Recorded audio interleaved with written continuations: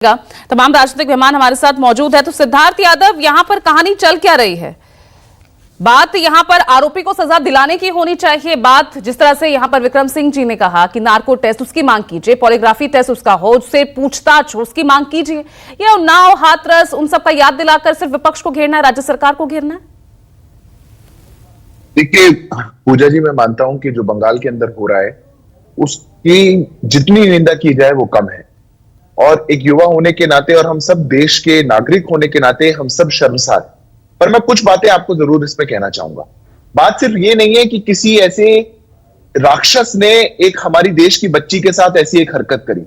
बात यह भी है कि वहां की राज्य सरकार नियमबद्ध तरीके से, एक सुनियोजित तरीके से कैसे उस राक्षस को बचाने का काम कर रही है। हमने डे वन से इस केस के अंदर देखा कि ममता बनर्जी की सरकार ने यह ठान लिया था कि कहीं ना कहीं इस इन्वेस्टिगेशन को डिरेल करना है। जिस केस में ऐसी बर्बरता की गई हो उसको एक्सीडेंटल डेथ के नाते रजिस्टर करना, उसको सुसाइड बताने की कोशिश करना, यह ममता बनर्जी की सरकार ने करने का काम किया। जब पीड़िता का परिवार वहां पहुंचा, 3 घंटे तक उनको नहीं मिलने दिया गया। ममता बनर्जी ने कहा कि हम देश की शीर्ष जो इन्वेस्टिगेटिंग एजेंसी है सीबीआई को तो एक केस दे देंगे, पर देंगे रविवार के बाद। रविवार तक हम देखेंगे कि हमको इसमें क्या करना है और क्या नहीं करना है। हाईकोर्ट ने जो टिप्पणियां की है पूजा जी, वो एक बार पढ़ने योग्य है। हाईकोर्ट ने कहा कि जिस प्रकार से इन्वेस्टिगेशन चल रही थी इसमें कोई संदेह नहीं है कि वहां के एविडेंसेस को डिस्ट्रॉय करने का काम जरूर किया गया होगा। जो वहां के प्रिंसिपल के साथ किया गया, उनकी इस पूरी घटना के अंदर जो पूरी एक उनकी भूमिका रही है वो अपने आप संदेह की स्थिति में है। लेकिन सुसाइड बताया गया, 3 घंटे तक उनको इंतजार करना पड़ा पीड़िता के परिजनों को। इसको लेकर तो कोलकाता पुलिस ने भी क्लियर किया ना कि ऐसा कुछ नहीं हुआ, फेक नैरेटिव ना फैलाए। मैं पूजा जी कहता हूं, कोलकाता पुलिस को फेक नैरेटिव की बहुत चिंता हो रही है और फेक नैरेटिव के नाम पर वो इतने लोगों के घर पे जो सच बोलना चाहते हैं, डॉक्टर्स के घर पे पूरा सोशल मीडिया भरा हुआ है, वो नोटिस भेज के लोगों के घर में सर्च ऑपरेशंस कर रहे हैं। जहां पर उनको राक्षसों को रोकना चाहिए, एक अच्छी इन्वेस्टिगेशन करनी चाहिए, वहां कोलकाता पुलिस अगर खुद एक बुच्चर बनके जो सत्य निकाल के बाहर लाना चाहते हैं उनके खिलाफ जाएगी, तो मैं मानता हूं दुर्भाग्यपूर्ण है। मैं पूजा जी आपसे एक साफ बात पूछता हूं, किसी कॉलेज में एक घटना हो और ये हाईकोर्ट ने कहा है, वहां का प्रिंसिपल उस जो एडमिनिस्ट्रेटिव हेड है वो उस ऐसी घटना पर एफआईआर दर्ज ना करवाए, वो इस पर कुछ ना बोले, ये अपने आप में संदेह है। जब उन्होंने अपना रेजिग्नेशन ऑफर कर दिया था, ये हाईकोर्ट ने ऑर्डर में बोला है, तो क्या मजबूरी थी स्टेट गवर्नमेंट की कि उन्होंने इतने समय तक उनके रेजिग्नेशन पर एक्ट नहीं किया?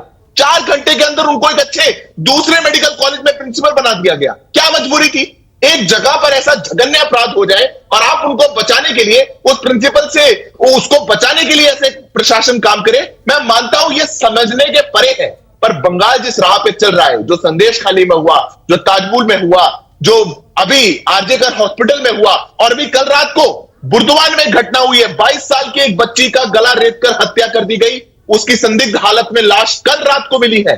ये उसके बाद की घटना है। तो लगातार ही किस प्रकार से बंगाल के अंदर महिला अत्याचार चरम सीमा पर पहुंच चुका है, और इसकी निंदा तो कर सकते हैं, पूरा देश कर सकता है और ममता बनर्जी स्वयं कर सकती हैं, पर जो उनका प्रशासन है वो कैसे सब बुचर्स को बचाने का काम कर रहा है, मैं मानता हूं कि आज इस पर पूरा देश शर्मसार है, पूरे देश को चिंता है। ये हमारी बेटियों के साथ ना विक्टिम शेमिंग होनी चाहिए। हमने हर घटना में देखा, हमने संदेश खाली में विक्टिम शेमिंग देखी, हमने इस घटना में विक्टिम शेमिंग देखी। और 1000 लोग, पूजा जी आप मुझसे पूछिएगा, हमारा देश का 78 इंडिपेंडेंस डे हो और 1000 लोग एक राज्य की राजधानी के अंदर उस क्राइम सीन पर पहुंच के उसको डिस्ट्रॉय करने की कोशिश करें, और मैं मान लूं कि पुलिस की कोई गलती नहीं है, तो मैं नहीं मान सकता। अभी जो टीएमसी के नेता हमारे साथ मौजूद है वो कह रहे थे कि भाई ममता बनर्जी ने भी कहा ना वाम राम, और सीधा इशारा आपकी तरफ था।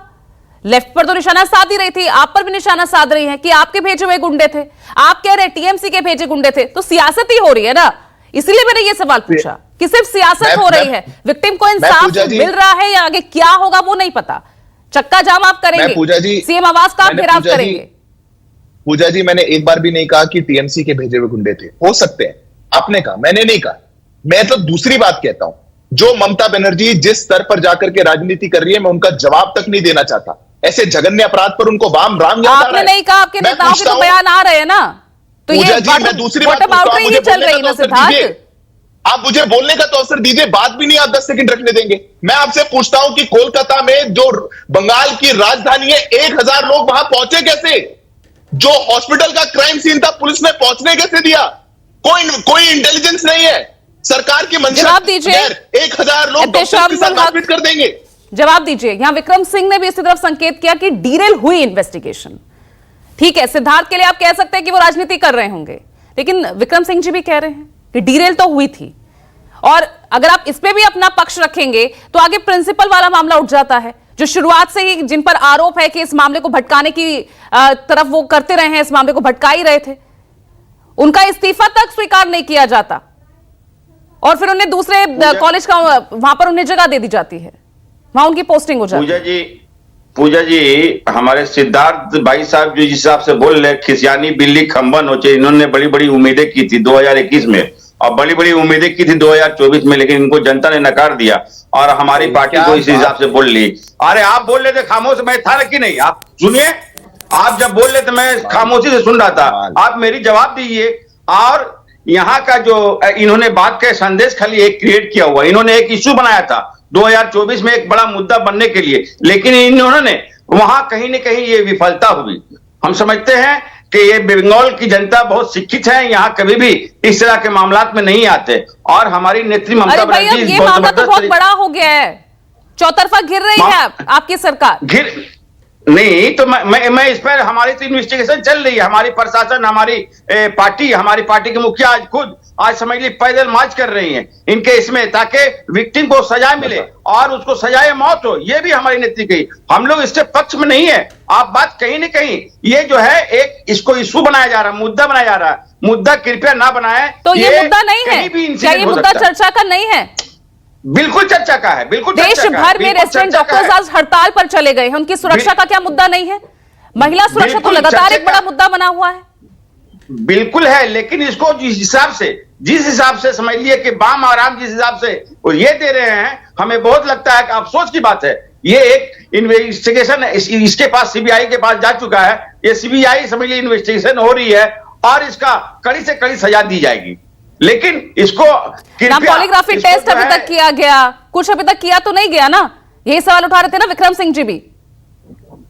आरोपी को आप गिरफ्तार कर चुके हैं, पुलिस प्रशासन की मौजूदगी में हजारों की भीड़ जो है अस्पताल में, उसी अस्पताल में जहां पर इस निशंस कुकृत्य को अंजाम दिया गया, समाज जो है पुलिस जवानों की वहां तैनाती थी, बावजूद उसके वहां पर भीड़ घुस जाती है। पूजा जी, वही तो मैं बात कह रहा था कि मैं बहुत सैल्यूट है अपने पुलिसकर्मी के ऊपर, उन्होंने बहुत संयम बरता, जो समझ लीजिए। ठीक है प्रियंका